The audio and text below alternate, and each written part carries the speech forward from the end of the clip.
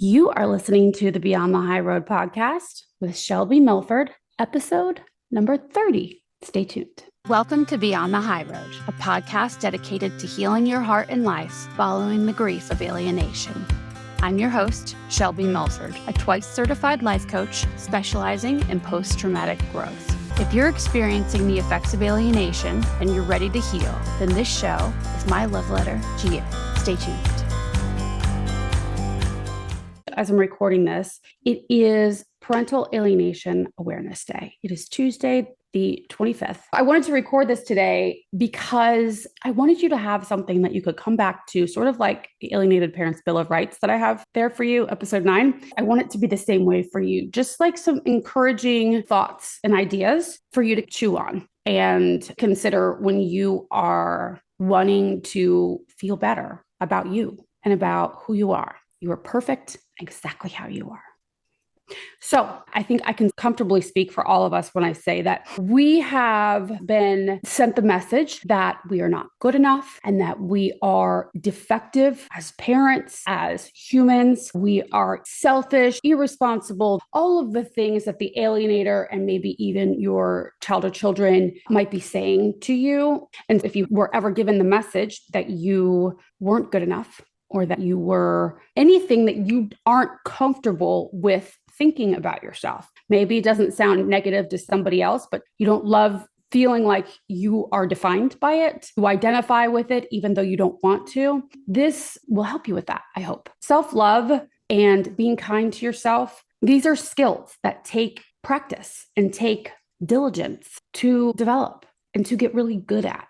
So it's not something that it could have been instilled in you as a child, but most of us, even the ones that aren't alienated, I've been coaching for a little while and started coaching the general public before alienated parents like me and you, and you'd be surprised on how many people carry the desire to have had a more supportive upbringing. Okay. Yes, it can be instilled from a young age, but it doesn't have to be. You can learn the skill now of loving yourself. And actually, as much diligence as it takes, which is just you being persistent and wanting it enough, it's very simple. The steps are easy to do. Easy to explain, easy to carry out when you want it. So I'm going to go through today. I just took a walk and came back. I've already recorded the episode.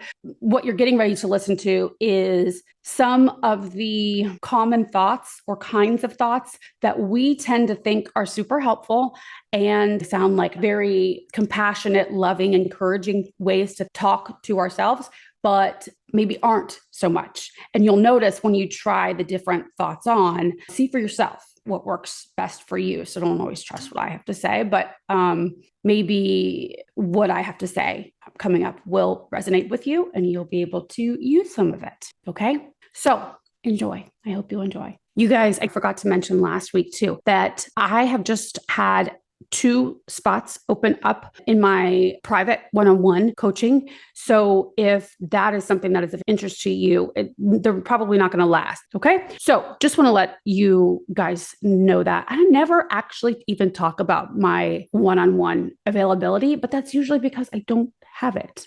And so now I do. Okay. I'm continuing on with the episode.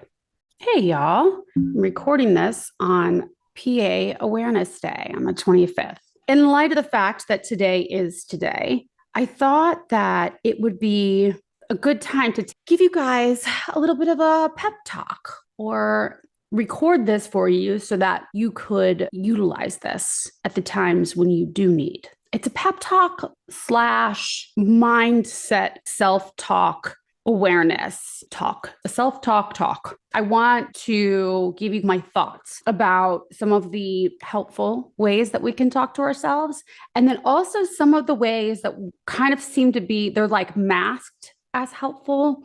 We think they sound helpful and they sound noble, but they're in fact not helpful at all. So that is what we're going to be talking about today, because the end result I want for you after listening to this is for you to be aware of the areas where you're maybe not being as kind to yourself as that you could be. And learn to identify those areas and learn what you can replace that not so helpful talk with. Okay. Being alienated parents. Most of us have some form of dysfunction in our history. It's not uncommon for us to have been told that we were not good, right? Or that we weren't good enough. And if we weren't told this vocally, we were given the message in some way, shape, or form, right? And as a result, we end up adopting that message without even realizing it. And so, in order to heal so that you can be productive and feel good about yourself and therefore about your life and what you're creating in it, you need to reprogram yourself. You need to sort of brainwash your own self to start believing the things that you want to believe. And here's some things that I want to tell you so that you can repeat them to yourself if they resonate. Okay. So there is nothing wrong with you right now. You are not faulty. You are not a work in progress. This is something that I hear people saying, and I've said it in my past too, oh, I'm a work in progress. And it sounds good, but it's really implying that you're not yet good, that you're a work in progress, that there's faulty areas in you. There's nothing faulty about you. There was nothing faulty about you before in your past. You are amazing and whole and beautiful right here, right now. And you always have been. Okay. I mean that from the very bottom of in my being. I believe that and I mean that. And I want you to believe it too about your own self. Okay. A lot of times we will beat ourselves up, replay old scenarios back to ourselves about how I should have handled this. I should have done this better. I should have done that better. I should have known. And the I should have and the I could have and I wish I would have, they're all super unhelpful because you can't. Focusing on what happened and how you could have and wished you would have handled it, there's no purpose to it. It's the opposite of productive because there's nothing that you can do about your past, how you handled it. Of course, hindsight's always 20/20, right? And of course, now you see things differently than you did back then. We rarely can see the full picture when we're really in it, and especially when we're in the middle of an abusive situation, okay? So what you did back then does not define you. It never did define you, okay? You decide what defines you, not what anybody else says. That's their own thoughts. What happened in the past, it's whatever. Don't define yourself by that. Another one that I hear my clients say a lot is, well, I'm so much better now than I was. Oh, I've gotten so much better. That's one. I've gotten so much better, blah, blah, blah. Those are implying that you were once not better, that you were once bad, or that you were once not whole. Okay. Instead of defining yourself by what has happened, it's already done, look to define yourself by your future, defining yourself by who you are becoming. Instead of saying, I'm trying, it feels the most productive and the most powerful, empowering when whatever it is that you want to create in your life, when you talk about it as if you've already created it. You're creating. You're there. You've done it. Okay. So I am the person that does ABC. I am the person that blah, blah, blah. State it as if it is happening, has happened. You are already the person you are looking to step into. Does that make sense? Another thing that I hear people say, and I used to do this a lot too, was that, oh, that's just who I am. I'm a procrastinator. I'm just a late person. Those things are not helpful. And yes, it is one thing to own how you act. Yeah. But I think it can be very limiting to say that you are just this kind of person. Oh, I'm just the kind of person who sleeps in. I'm just the kind of person that puts myself last. I'm just the kind of person that is running late always. It's just who I am. Can't change it. Yes, you can. If you want to change it, you can. So don't make that your persona, right? Don't make that define you. Okay. You are a person that in the past has been late to some things. How are you the person that you want to become? How are you now already that person? Find all the evidence to support that as opposed to the limiting belief. Do you know what I'm saying? So, yeah, don't define yourself by your past. I need to work on myself. I need to work on myself. I need to work on this area. It's going to take time.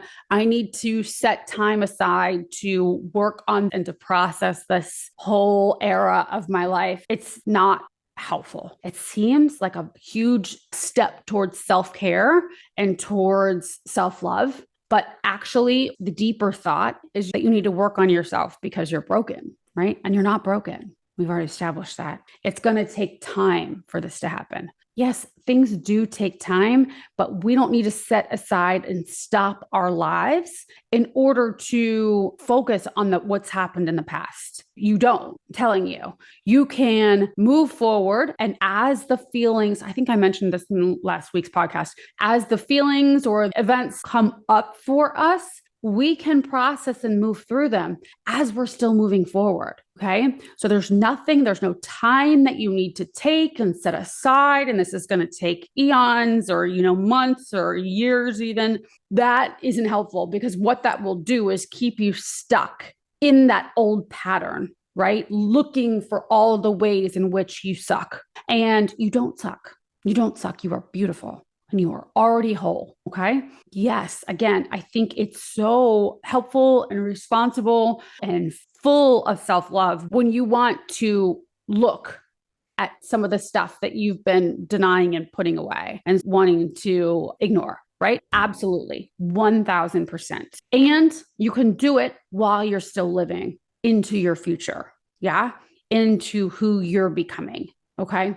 So I think these things will be really helpful for you moving forward because we are so awful to ourselves sometimes, right? And we're already in a situation where other people are downing who we are. And I think that is why it is even more important for you to be diligent about your own self-love, actively, fiercely being your own champion and loving you for everything that you are, right? In a productive and positive and encouraging way. So, yeah, you are perfect and beautiful just how you are. And any mistakes that you have made in your past, you only made those mistakes because you were thinking a thought. That is it. You didn't make the mistakes because you were bad or you are selfish or you are, any of the things that you've been called by the alienator or maybe even your children. Okay. That is not why you did what you did. You did those things, whatever those things are. One, because you were trying to protect yourself and or your child. Yeah. And because you were thinking a thought. That's it. You were thinking a thought that made it feel like the right thing to do in the moment. Even if you say, well, I was being careless. I wasn't taking all things into consideration. That's okay. Still, you did every choice that you've made is because of thought that you were thinking. It does not mean anything about you. And it does not mean that you're bad or that you're irresponsible or that you're any of the things that they're trying to call you. Okay. I think this is so important for you to remember and tell yourself every single time you try to go back and say, I should have done it this way. Why didn't I think about this? How come I didn't know any better? Oh, that's because I was thinking a thought. Okay. I was thinking a thought that led me to believe that this was the right thing to do at the time. That's it. That's all. Okay. And just don't limit yourself. You're just that kind of person. You decide what kind of person you are. You decide who you want to become. Okay. And you be that person now, even if you haven't accomplished the things. I actually was considering this week, I was going to do an episode on money and money fears and all of the things, especially because us as alienated parents, many of us are ordered to pay child support, even though the other one has the money to go through all the litigation and all the other stuff. Usually it's us that are paying the child support. And often there's a lot of hangups regarding this. So I will go into that in a very near future episode. I will visit that, but I thought today that this might be more useful given that it's Parental Alienation Awareness Day, that we, just be kind to ourselves, right?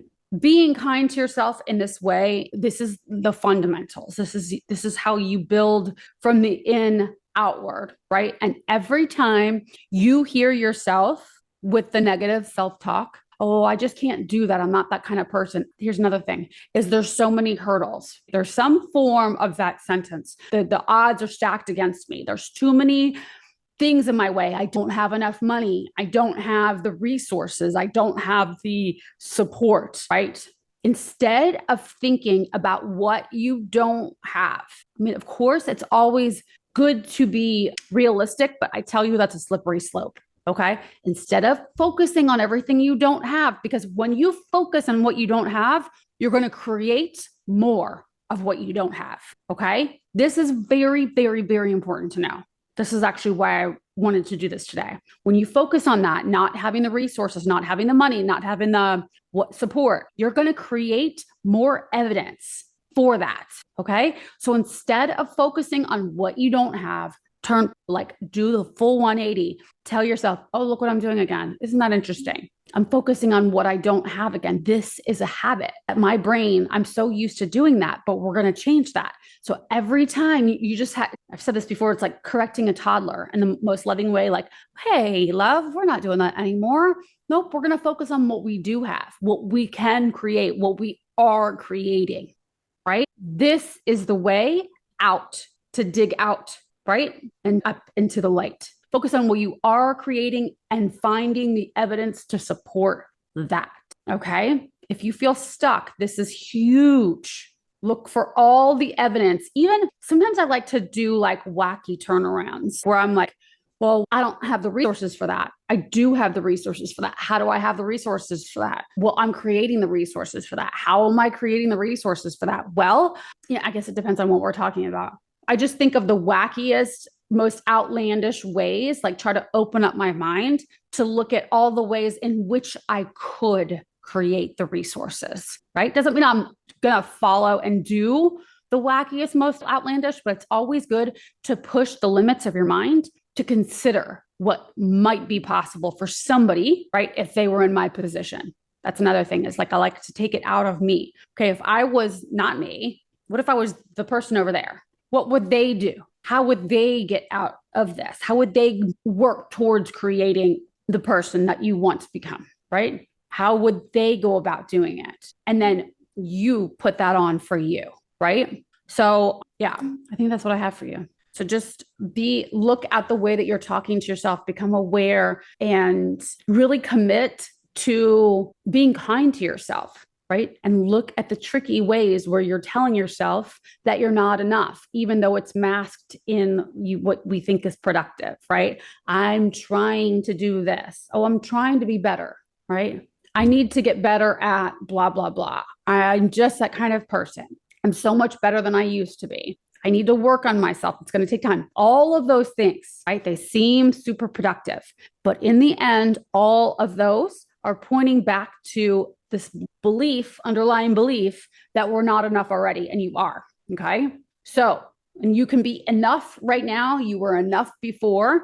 And you also know that who you want to become, if you intentionally start to create that for yourself, cultivate that for yourself.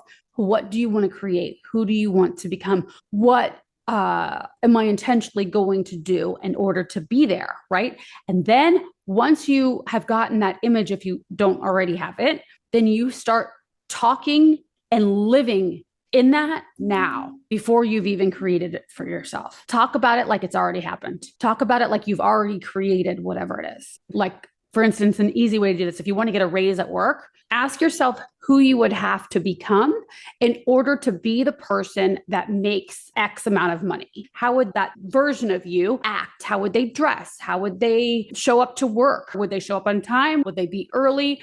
How would they complete projects, right? And then when you go in for that review with your boss, then you've already become the person that is adding this value. And so it should be an easy sell, right? Look, I'm already creating this for you. Now you just need for them to say, oh, okay. And if not, let's just say that I had a client say to me, well, yeah, but what if I do all that work for nothing? But is it for nothing? Or will you have become the person that is capable of earning that amount of money? you will have bettered yourself and pushed yourself to the place where you are now capable of earning whatever amount of money that you've decided on. Does that make sense? So believe it about yourself ahead of time. How would he or she be thinking? Especially if it's like a big jump in pay, who would they be hanging out with? What kind of people would I be hanging out with if I were making X amount of dollars? So like that. And like I said, if for whatever reason they deny you, then maybe that's not the kind of company you want to be working for anyway. But you can make decisions when you get there. You can decide, where do you want to provide value? Because maybe right now you're settling for somewhere because you think there's nothing else. But if you start taking the initiative and becoming the person that creates more value and creates more money, then who knows what's out there for you? When you get that momentum rolling, of course, our self-esteem lifts and we start seeing opportunities that were always there that we didn't know were there. Okay. So there's no downside to becoming the person ahead of time. And another thing too is that don't sell yourself short. A lot of times we'll make excuses for why we have what we do, and we're not giving ourselves credit for the steps that we've already taken.